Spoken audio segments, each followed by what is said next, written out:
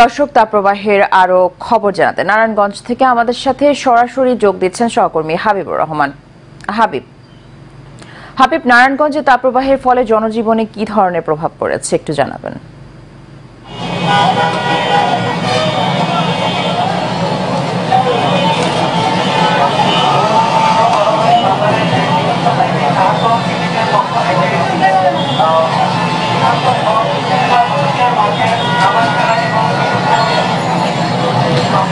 সুবর্ণা, আসলে তীব্র দাবদাহে পড়ছে শিল্পনগরের নারায়ণগঞ্জ।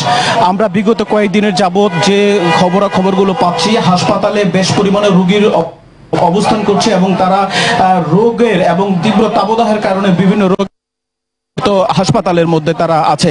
এবং আমরা যেটা দেখতে পেয়েছি যে এই তীব্র তাপদাহের কারণে নারায়ণগঞ্জ সিটি কর্পোরেশন গত দুদিন যাবৎ ওয়াটার ক্যাননের মাধ্যমে পানি স্প্রে করছে, রাস্তাতে স্প্রে করছে, এয়ারে স্প্রে করছে। পাশাপাশি নারায়ণগঞ্জের সিটি কর্পোরেশনে বেশ কয়েকজন কাউন্সিলর আসলে জনসেবার অংশ হিসেবে তারা পানি, স্যালাইন, অন্যান্য কিছু দিয়ে তারা জনগণকে মাঝে দিচ্ছে। সবচেয়ে আতঙ্কের বিষয় হচ্ছে যেহেতু নারায়ণগঞ্জে ভাসমান লোকের সংখ্যা বেশি, প্রায় 40 লাখের মতো লোক নারায়ণগঞ্জ শহরে বিভিন্ন শ্রমিক হিসাবে কাজ করে। তারা যেহেতু এই গরমের মধ্যে তাদেরকে বের হতেই হয়, তারা একটা ঝুঁকির মধ্যে রয়েছে বলে আমাদেরকে জানিয়েছে। পাশাপাশি জেলা স্বাস্থ্য বিভাগ এবং জেলা প্রশাসন সতর্ক করেছে যাতে করে রাস্তার পাশে যে অস্বাস্থ্যকর পরিবেশে যে শরবতগুলো বানানো হয় এবং তারা এগুলো যেন না পান করে এবং তারা যেন গরমের মধ্যে অহেতুক বাহিরে না যায়। আমরা কিছুক্ষণ আগে দেখলাম যে যে নারায়ণগঞ্জ রেড ক্রিসেন্টের উদ্যোগে আসলে পানি বিতরণ করা হচ্ছে। এবং আপনাকে যদি একটু দেখাই যে নারায়ণগঞ্জের যে রেড ক্রিসেন্ট আছে তারা জনগণের মধ্যে সচেতনতার লক্ষ্যে এবং তারা যদিও পানিতে হিটস্ট্রোকে আক্রান্ত না হয় সেজন্য তাদের মাঝে পানি বিতরণ করছেন। এবং এরকম ভাবে নারায়ণগঞ্জের অনেক প্রতিষ্ঠান এগিয়ে আসে এই জনসাধারণের পাশে।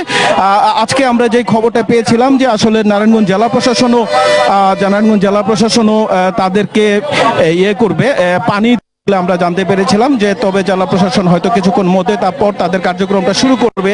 সুবর্ণা, তো নারায়ণগঞ্জে আজকে পর্যন্ত প্রায় 38 ডিগ্রি সেলসিয়াস তাপমাত্রা বিরাজ করছে এবং 38-40 ডিগ্রির মধ্যে নারায়ণগঞ্জের টেম্পারেচারটা কন্টিনিউ করছে, যা একেবারে মানুষের সহনীয় ক্ষমতার বাইরে চলে গেছে এবং খেটে খাওয়া মানুষগুলো অনেক কষ্টে আসে বলে আমরা জানতে পেরেছি।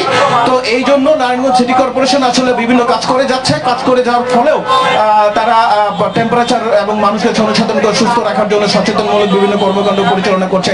তো সুবর্ণা, নারায়ণগঞ্জ থেকে এই ছিল আমার কাছে সর্বশেষ। হাবিব, আপনাকে ধন্যবাদ। দর্শক, নারায়ণগঞ্জ থেকে তাপদাহের বিস্তারিত জানাচ্ছিলেন সহকর্মী হাবিবুর রহমান।